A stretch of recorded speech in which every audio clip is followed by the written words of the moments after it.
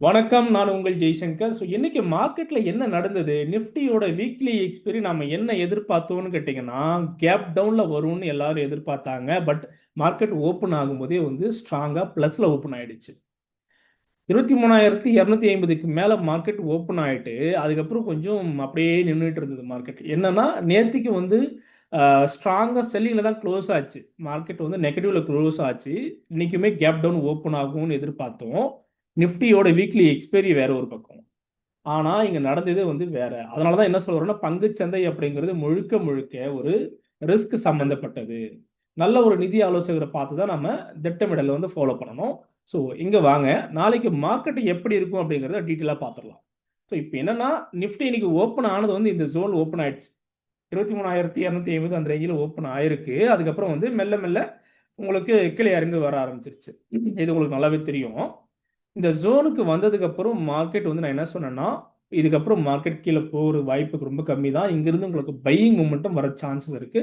Pier உள்ள வருவாங்க, wait பண்ணி பாருங்கன்னு சொன்னேன். ஸோ சொன்னா இல்லையா அப்படிங்கிறது நீங்க லைவா செக் பண்ணி பார்க்கலாம். இதுதான் நான் கொடுத்த லைவ் வியூ. இந்த ஜோன்ல பாத்தீங்கன்னா உங்களுக்கு சப்போர்ட் லெவல் ரொம்ப ஸ்ட்ராங்கா இருக்கு.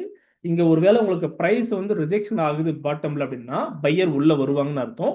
ஸோ வெயிட் பண்ணி பாருங்கன்னு சொன்னேன். எக்ஸாக்டா இந்த ஜோன்ல இருந்து உங்களுக்கு பையிங் வர ஆரம்பிச்சிருச்சு. ஓகேங்களா? இது ஒரு விஷயம் நான் கொடுத்துருந்தேன். ஸோ அதுதான் நடந்தது மார்க்கெட்லையுமே. அதுக்கப்புறம் ஒரு ஸ்ட்ராங்கான மூவ்மெண்ட் கிடைச்சிருக்கு. நாளைக்கு எப்படி இருக்கும்? இன்னைக்கு ஆக்சுவலாக க்ளோஸ் ஆயிருக்கிறது பாருங்க. 23,250ல எங்கே ஓப்பன் ஆச்சோ அந்த ரேஞ்சில் க்ளோஸ் ஆயிருக்கு. ஸோ இன்னைக்கோட லோ பார்த்தோம்னா 23,100.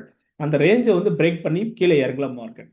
அடுத்ததான் நம்ம பார்க்க வேண்டிய மிக முக்கியமான ஒரு விஷயம் என்னன்னு கேட்டிங்கன்னா, இப்போ ரீசெண்டாக நடந்துகிட்டு இருக்கக்கூடிய ஈரான் அண்ட் இஸ்ரேல் டைரக்ட் ஸ்ட்ரைக்ஸை அவங்க நிறுத்த போகிறாங்க.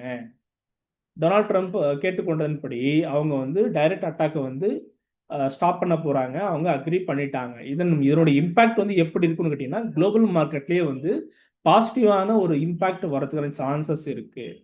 டவ் ஜோன்ஸ், நாஸ்டாக் இதெல்லாமே பாசிட்டிவ் வரலாம். அதோட ரிப்பிள் இம்பாக்ட் நமக்கு எப்படி இருக்கும்? ரிப்பிள் எஃபெக்ட் நமக்குமே ஒரு பாசிட்டிவான மூமெண்டம் வரதுக்கான சான்சஸ் இருக்கு. அப்படின்னா இந்த மார்க்கெட் இங்கிருந்து உங்களுக்கு பை வருமானு கேட்டீங்கன்னா மேபி. அதுதான் என்ன சொன்னேன்னா, end of the day market உங்களுக்கு நாளைக்கு கேப் அப் வரதுக்கான சான்சஸ் இருக்குன்னு நான் சொன்னேன். இந்த ரேஞ்சை பிரேக் அவுட் பண்ணி மார்க்கெட் ஓப்பன் ஆகலாம். ஸோ அடுத்து இது ஓப்பன் ஆச்சுன்னா இந்த ரேஞ்சுக்கு கூட அது ஓப்பன் ஆகலாம், அல்லது இந்த ரேஞ்செல்லாம் டச் பண்ணுறதுக்கான சான்சஸ் இருக்குது. சரிங்களா? ஸோ இந்த ரேஞ்சில் இருந்து நமக்கு டார்கெட் என்ன? இந்த ரேஞ்ச் வரைக்கும் போகலாம். அப்போ 23,500 அல்லது 23,600 அப்படிங்கிற ரேஞ்ச் வரைக்கும் நாம ஒரு வியூ எதிர்பார்க்கலாம். என்ன ரீசன் அப்படின்னு பார்த்தோம்னா, இதுல மெயினா இன்னைக்கு நீங்க பார்த்துருப்பீங்க, PSU stocks, public sector bank எல்லாமே நல்ல ஒரு ஸ்ட்ராங்கான மூவ்மெண்ட் கொடுத்துருக்கு. நீங்க செக் பண்ணி பார்த்தீங்கன்னா உங்களுக்கு தெரியும். அது மட்டும் இல்ல, இதுக்கான ரீசன் என்னன்னு பார்த்தோம்னா, இன்னைக்கு ஆர்பிஐ கொண்டு வந்திருக்கக்கூடிய ஒரு ஸ்கீம் இருக்குல்ல, அந்த ஸ்கீம் மூலியமா, ஆர்பிஐயோட ஸ்கீம் மூலியமா $40 பில்லியன் இருந்து $50 பில்லியன் வரைக்கும் ஃப்ரெஷ் ஃபாரின் கரன்சி இன்ஃப்ளோஸ் இந்தியாவுக்குள்ள வரதுக்கான சான்சஸ் இருக்கு. இது ஒரு பாசிட்டிவான நியூஸ். நல்லா பார்த்துக்கோங்க. ஓகேங்களா? ஸோ ஆர்பிஐ கொண்டு வந்திருக்கக்கூடிய மிக முக்கியமான ஒரு ஸ்கீம் மூலயமா $40 பில்லியன் இருந்து $50 பில்லியன் வரைக்கும் ஃப்ரெஷ் ஃபாரின் கரன்சியோட இன்ஃப்ளூஸ் இந்தியாவுக்குள்ள வரும். அதனால பேங்கிங் செக்டார்ஸ் எல்லாமே பாசிட்டிவான ஒரு ரேலி வரதுக்கான சான்சஸ் இருக்கு. ஓகே, இது ஒரு விஷயம் பார்த்துக்கலாம். அதே மாதிரி telecom sectors, Bharti Airtel and Vodafone Idea, இது ரெண்டுத்துக்கும் உண்டான ஒரு கேஸ் ரன்னிங்ல இருந்தது, கோர்ட் வழக்கு. ஸோ அது பாம்பேல இருக்கக்கூடிய ஒரு நீதிமன்றம் என்ன பண்ணிடுச்சுன்னா தடை கொடுத்துருக்கு. இதன் மூலியமா 20,000 கோடிக்கு மேல அவங்களுக்கு நிதி கிடைச்சிருக்கு. யாருக்கு? பாரதி ஏர்டெலுக்கும் வோடஃபோன் ஐடியாவுக்கும். ஸோ அவங்களுமே அந்த ரெண்டு செக்டாருமே பாசிட்டிவான ரேலி வரதுக்கான சான்சஸ் இருக்கு. இன்னொரு மிக முக்கியமான ஒரு விஷயம் நடந்துட்டு இருக்கு. என்னன்னா, யூஎஸ்ல இப்போ ட்ரம்ப் ஒரு தடை போட்டிருந்தார். என்னன்னா, H1B விசா அப்ளை பண்றவங்களுக்கு குறைஞ்சது $1,00,000 வரைக்கும் ரிஜிஸ்ட்ரேஷன் காஸ்ட் கட்டணமா வச்சிருந்தாங்க. அதை அங்க லோக்கல் இருக்கக்கூடிய ஒரு கவர்மெண்ட், ஐ மீன் கோர்ட் அதை தடை பண்ணியிருக்காங்க. ஸோ இதுவுமே நமக்கு ஒரு பாசிட்டிவான நியூஸ் தான் ஃபார் ஐடி செக்டார்ஸ்.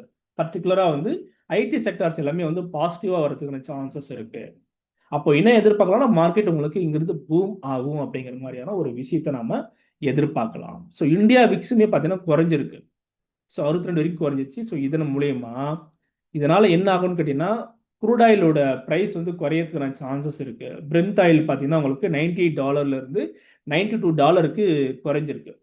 ஸோ அப்போ என்னன்னா மார்க்கெட் உங்களுக்கு பாசிட்டிவாக வரும் அப்படிங்கிற மாதிரியான ஒரு வியூ இருக்கு. வெயிட் பண்ணி பாருங்க. இந்த வீடியோ உங்களுக்கு பிடிச்சிருக்குன்னு நினைக்கிறேன். மறக்காம லைக்ஸ் பண்ணிக்கோங்க, கமெண்ட் இருந்தால் பதிவு பண்ணிக்கோங்க. உங்க ஃப்ரெண்ட்ஸ் அத்தனை பேருக்குமே ஃபார்வர்ட் பண்ணுங்க, சப்ஸ்கிரைப் பண்ணுங்க. நன்றி.